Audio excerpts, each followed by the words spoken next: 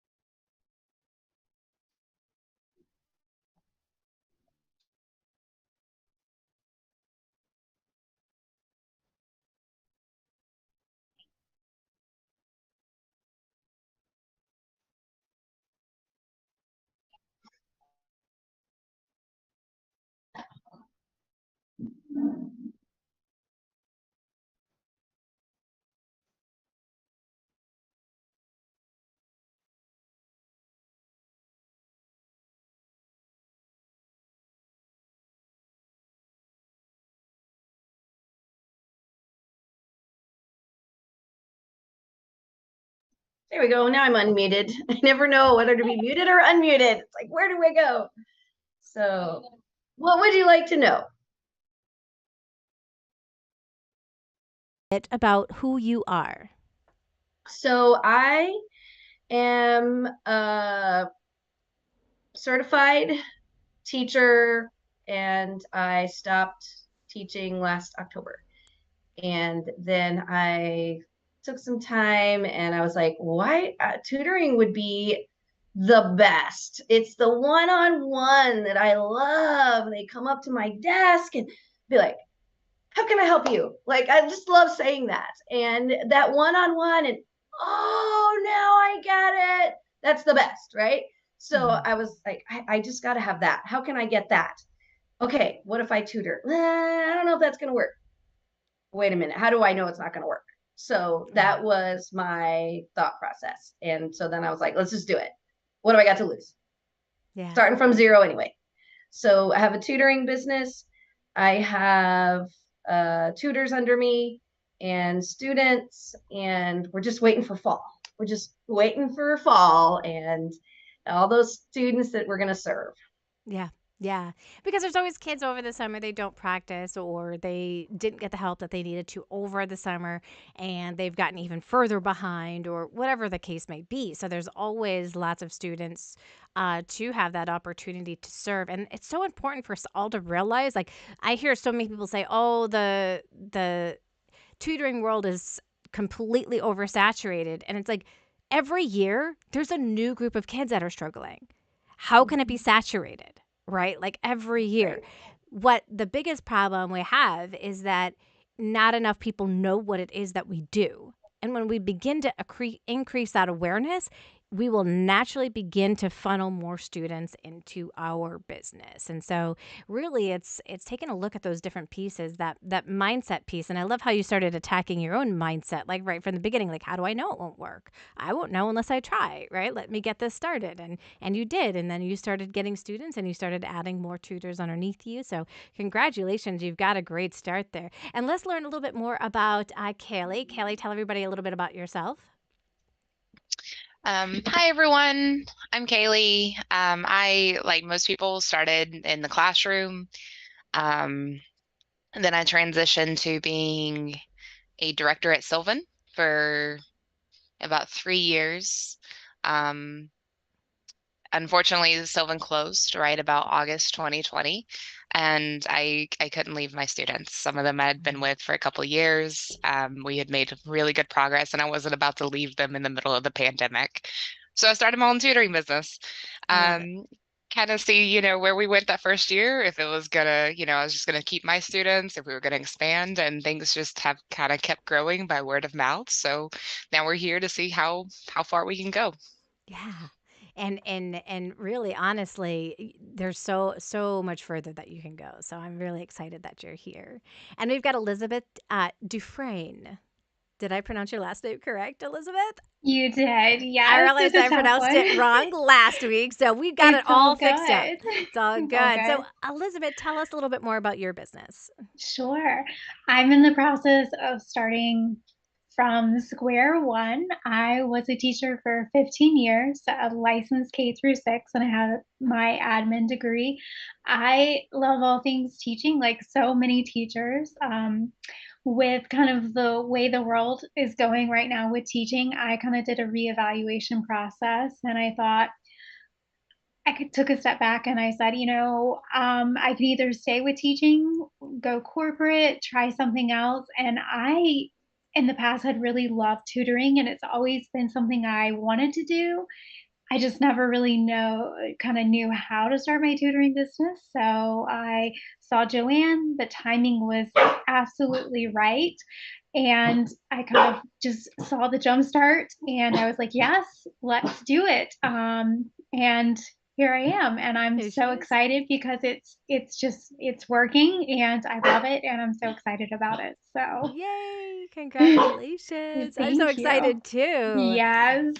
Yay. And this week we also have Brent. Now he is in transition right now. He's in his car and he's heading off to he's transitioning himself from working with different companies to his own business. And, he was kind of told off in the beginning, there's nobody out there that's really out there that teaches you how to do this stuff. So he was misled big time.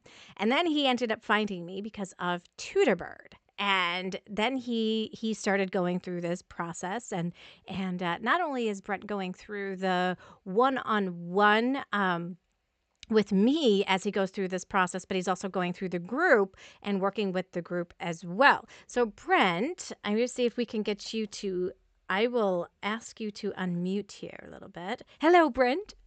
Hey guys, how are you? Didn't want to put you in too much of a bad situation. So are you currently driving right now? No, I just got home from my last tutoring session about 5 minutes ago. All right, awesome. Well, tell everybody a little bit about your tutoring business that you have. Yeah, so my name is Brent. I am Canadian, which I still think I'm the only Canadian in the Masterclass, in the Jumpstart, I think. But anyways, I am Canadian. I run a tutoring business called Top Tier Tutoring. I have been with several agencies, as Joanne said, for about 3.5 years. I have no formal teaching background, but I've always wanted to be a teacher. Tutoring was the perfect opportunity for me. I can honestly say that it has changed my life in so many ways. I finally feel like I have a purpose now. I finally feel like I am making a difference in the world, which my students are all agreeing with me on that. So that's fantastic. And like Joanne said, I'm basically trying to transition from working with agencies to basically just being completely private on my own. And that's my story for now. Yeah. And this week, how many students did you end up getting?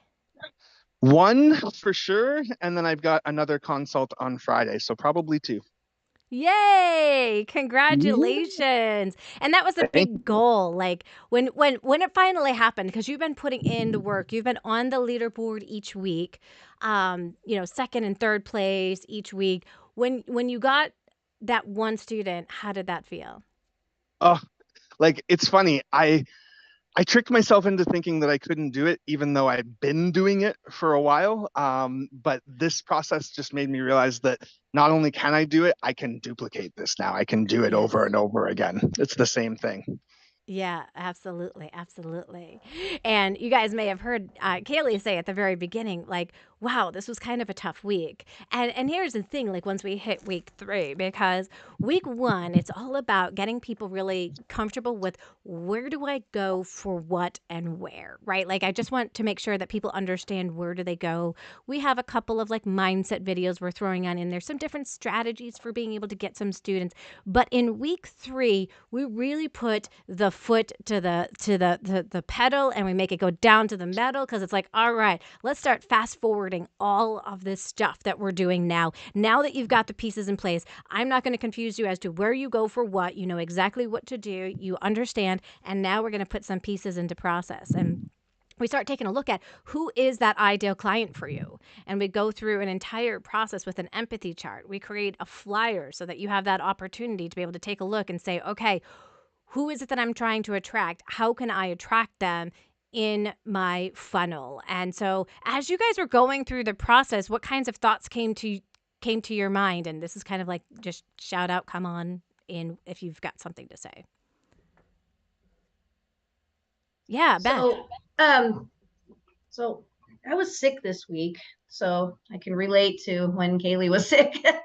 But, I looked at that accountability spreadsheet that we have, and I was like, oh, maybe I could just check off one thing right now. And then, and so I would do the action items for the day, and I would be like, all right, let's do the action items, but we'll put rest as a couple of them. So, I remember to rest. and then I go, that accountability spreadsheet is awesome. That just, it kept me going. Like, I go rest a little, and then I'd go back. Okay, what else could I do that's easy? And then I would and then pretty soon I had them all done. Oh my gosh. So, that's so great. Baby steps, right? Like, yeah. And it took days. It wasn't like I did it all in one day, but I was like, all right, what can I do right now when the meds have kicked in, Yeah. And then when the meds aren't kicked in, then you follow the action that says rest.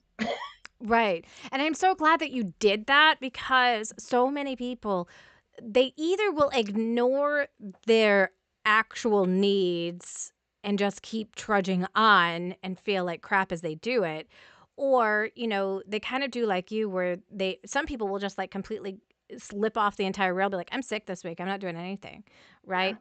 And then that just puts you behind, and that's a terrible feeling, and then they drop off. So I'm glad that you totally did what you needed to do for you. And it's so important, because there are going to be times where life just kicks us in the butt. And we have to say, okay, so life is kicking me in the butt today. What am I going to do? And I think, Kaylee, was it you that said, I just need to do 1% today? Yeah, she's like, her goal was like, I just need to do 1%. If I just do 1%, but usually, like, I think you found this out, Beth, I can do the 1%. If I do 1% of what I need to get done, it kind of multiplied, didn't it? Like, you ended up doing more than the 1%. You're like, okay, wait, I could get this done, and I could do this, and I could do this. Yeah, so that tracking sheet can really help with really focusing on what is it that you need to get done. Well, and if you're not I'm a check the box girl. And so that, and I even color coded it so I could find my boxes, right? Like I'm a spreadsheet nerd engineer, right? But if that's not your thing, you got to find your thing, right? Because if you find the thing that motivates you, if it's not checking off the box, what is it? Like, do I get a treat every time I get something done? And maybe not treat like always sweets, but just whatever it is, right? Like that motivates you, that's your button, your key to success, right? So because not everybody works that way. If you're ADHD, checking off the boxes may not work, right? You're just so gotta find what works. But checking in with your accountability partner may, right? Because they might focus you, right? And so whatever there's different it is pieces. Whatever it is that works for you, you got to figure it out and fast so you can do all the things in the course. Yeah. I feel there's a lot of times where people are like, they want to start their business, but they don't exactly know which pieces to put into place and when. And so then that focus and that clarity of, okay, if I just focus on this week, like, and these are the actions that I'm focusing on, I'm going to get closer to my goal. And some people, they don't get students like Brent did, like right out of the gate, like, okay, I've got my first consult, got my second consult, got my third consult, got my first student. They don't have that kind of result. Sometimes it doesn't happen until week 6 or week 7 or week 8.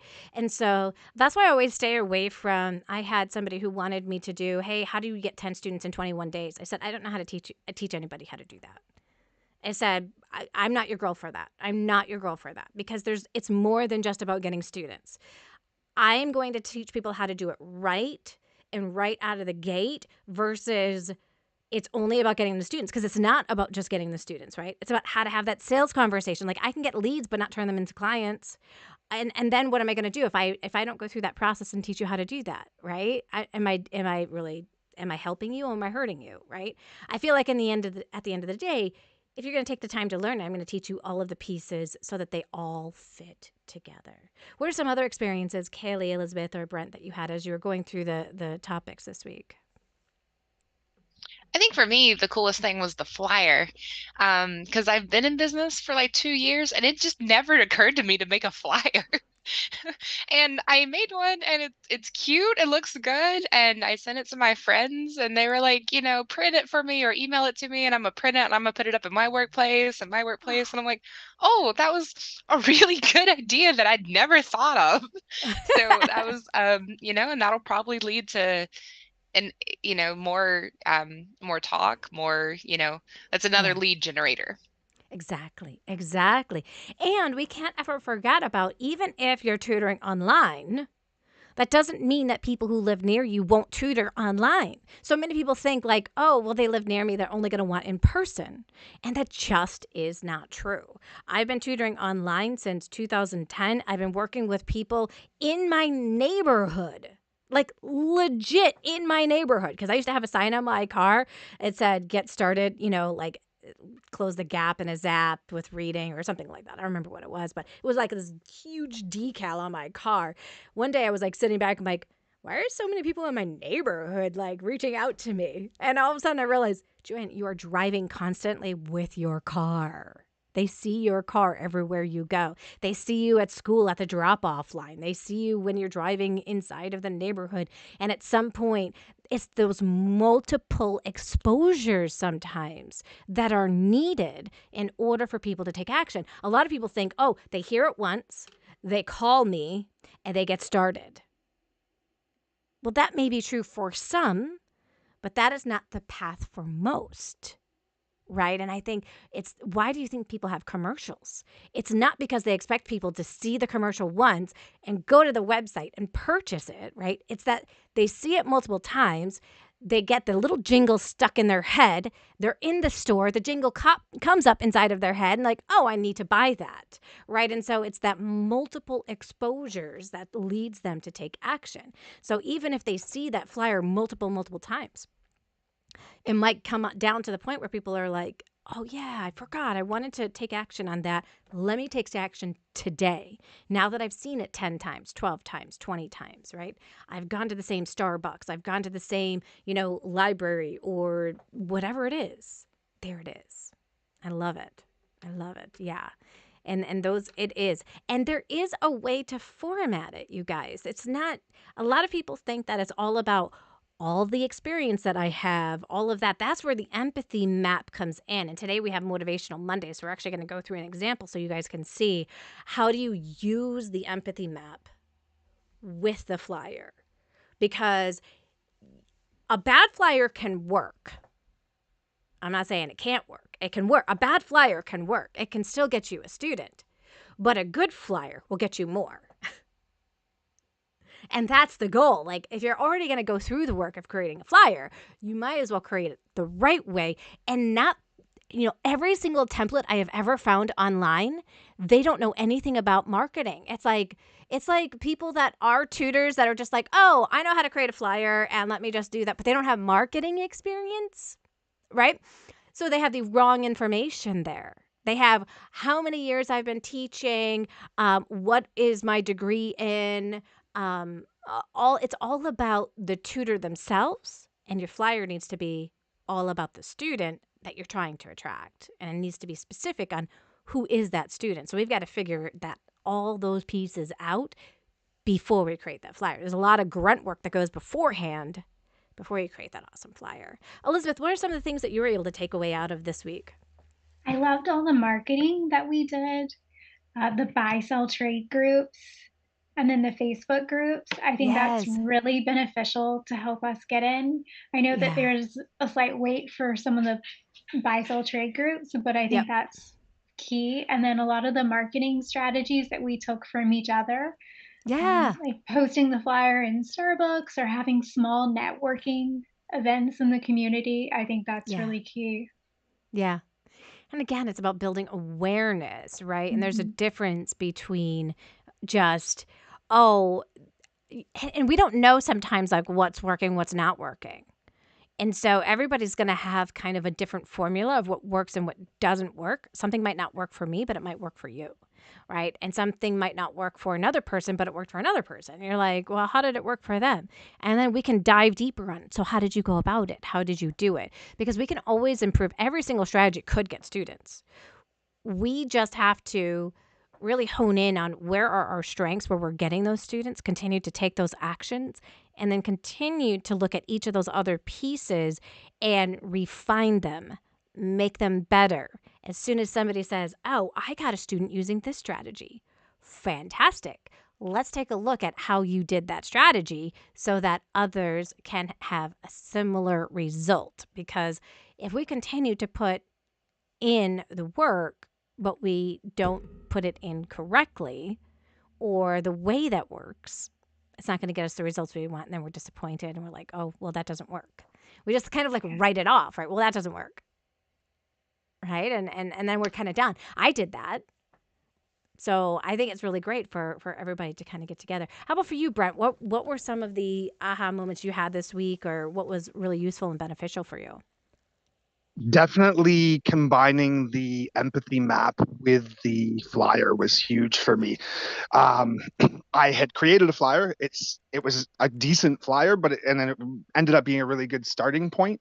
Yes. But then when you were able to give me all the the feedback and say, go back to your empathy map and look at what you're looking for specifically, I was able to add details that when I sent them to my current clients and my family and my friends, they were all like, oh, this is perfect. This is exactly what you needed.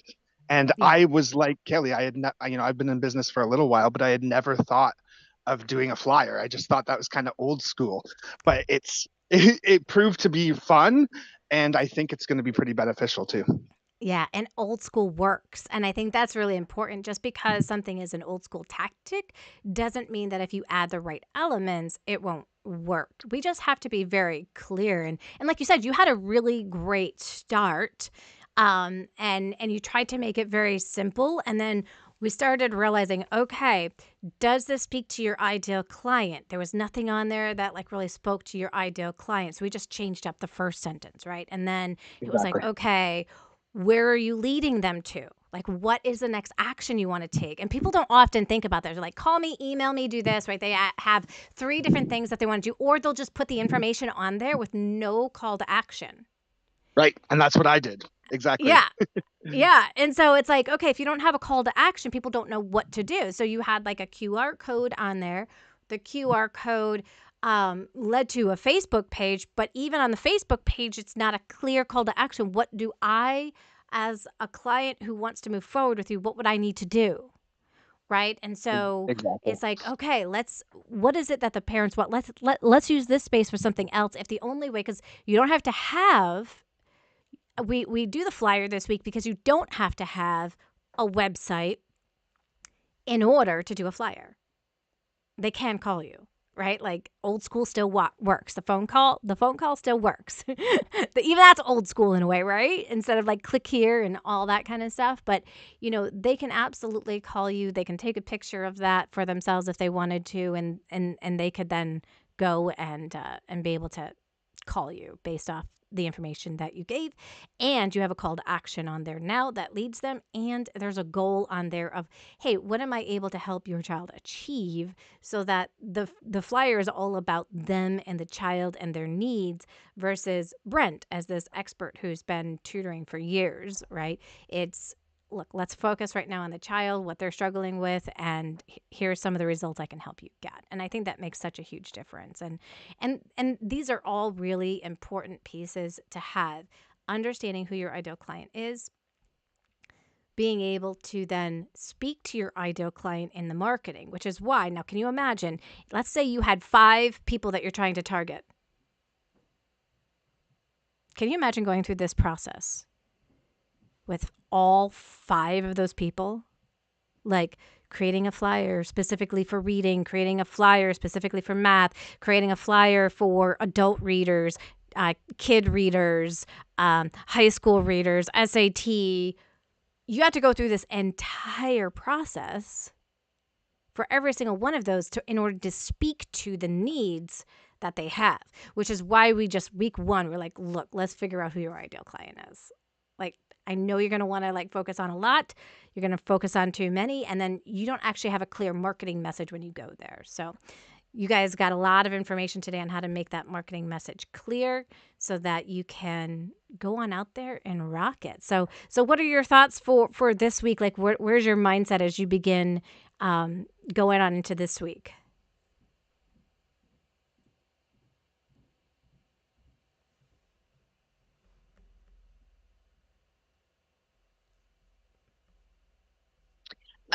For me, I kind of start every week, kind of the same as Beth of like, well, that's a lot. Let's see if I can do one or two things today. And then it just kind Yes. of keeps snowballing. There's an old saying of like, how do you eat an elephant? One bite at a time. It's kind of how it feels. But then at the end of the week, you're like, man, I did a lot. I feel good. Like I connected with my people. You're like, this is good. Just keep doing it. Yes. And that's so pivotal because there are a lot of steps that need to be broken down, right? And so it's like, okay, if I just focus on this and this today, tomorrow I can focus on some more things, and then the next day I can, and that does it. It makes it a lot easier. Some people only have time on the weekend to focus on it, and that works for them. And some people, they do a little bit every single day. How about for you, Beth? Um, Well, it's going to be a slow week because we had a great summer, but right now kids are back to school on Wednesday for the most part in the districts in our area. So I'm kind of looking forward to having a little bit of downtime to recoup from being sick and have a little extra time for Masterclass work. And the flyer piece was really great. I updated my website to add the empathy piece. So I'm super excited about that. And I am really so excited about the skills course that I'm off school skills course that I have at the end of the week. I'm going to offer for free because you got to give back. You can't just take. And I'm got my ads ready and I'm going to run them today for the teacher helpline. So I'll be offering bi-monthly Zoom teacher help. So teachers can just jump on, say their piece, problem solve. Let's get them sorted because these teachers need support and they're part of my community. They're my peeps. So that's what I'm going to do. I used to help with resumes back when I was an IT recruiter. I used to help teachers with their resumes, and I'm so excited to continue that, but in a tutoring way, right? So right. And what a great opportunity too to build relationships with those teachers who have your ideal client, right? And that's right. That's awesome. I love it. That's exactly the plan. It's just investing a little more time in planting seeds now instead of low. We were picking the low fruit, right? You pick the low fruit when you first start tutoring, right? You get those ones that are ready and need it. And now I'm digging deeper because I want the higher up fruit now, and I'm short, so I I love it. And there are a lot of opportunities too to build those relationships and everything. That's right. And relationships, this is a relationship business. So we have to dive deep and build those relationships if we expect anything to pan out from them. If we just ask people to give to us, like you're saying, we're going to struggle when we have an ask, right? Because people are going to be like, why should I do that for you? Like, but if you're constantly being able to give back like that, I think that's awesome. So and congratulations, you guys. I'm so excited for you guys this week. You've got another great week ahead. You've got this week. Now that you have leads starting to come on in and people showing their interest, we're going to nail that sales conversation so that you can turn more of those people into yeses. So we'll see you guys in a little bit and enjoy the rest of your day. Bye, everyone.